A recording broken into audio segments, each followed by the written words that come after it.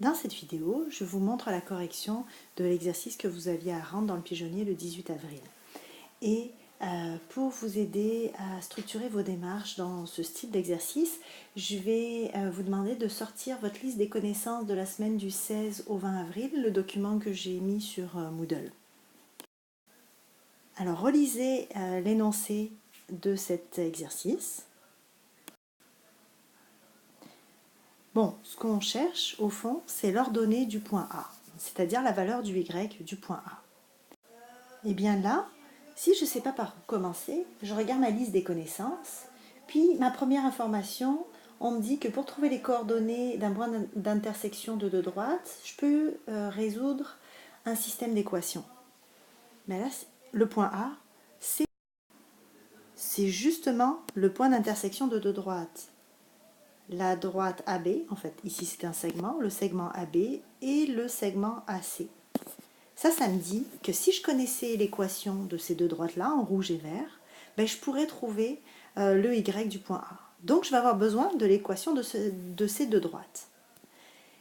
Ben, là, pour avoir l'équation de ma droite rouge, de mon segment rouge, ben, il faudrait que je connaisse les coordonnées du point B.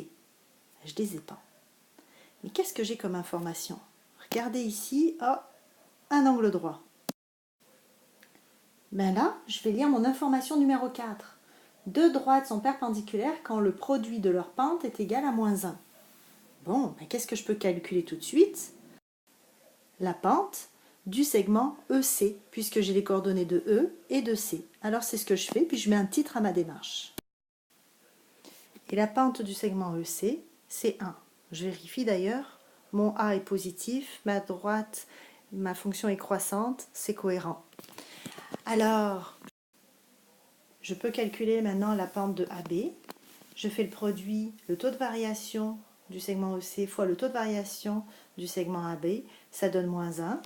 Puis là, c'est pas très compliqué, 1 fois quoi donne -1, mais forcément c'est -1. Donc je sais que ma pente AB est égale à -1. Et là les filles, il faut bien comprendre que dans ce genre de situation, quand on ne sait pas quoi faire, on calcule tout ce qu'on peut. Puis après, on voit où ça peut nous mener. Là, on a calculé des taux de variation. Puis là, on se demande, qu'est-ce qu'il faudrait qu'on sache? Les coordonnées de notre point B. Bon, on va voir, qu'est-ce qu'on nous dit? Le point B, il appartient au segment BC. Puis le segment BC, on nous parle de son point de partage. Bon, on va voir comment on peut traduire ce qui est écrit dans l'énoncé sur le point de partage. Alors, je m'écris la formule. Ça, c'est la théorie pour le point de partage. J'ai déjà remplacé ma fraction 11/15. Bon, je vais remplacer par le reste aussi. Et bien là, qu'est-ce que je remarque? Je remarque que ceci, ça nous permet de calculer l'abscisse du point E. Je la connais déjà. Mais ça me permet de former une équation avec une seule inconnue qui est le x de b. Puis ça, vous êtes capable de résoudre cette équation, appuyez sur pause, résolvez-la et comparez votre résultat avec le mien.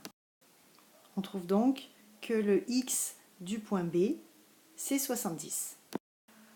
On fait la même chose avec l'ordonnée du point E qui est 26. Et comment on fait pour la trouver? On applique la formule du point de partage, ce qui nous donne une équation à résoudre. Alors appuyez sur pause, résolvez-la et comparez votre résultat. Donc qu'est-ce que je peux écrire maintenant? Je peux écrire que mon point B a comme coordonnées 70 et 10.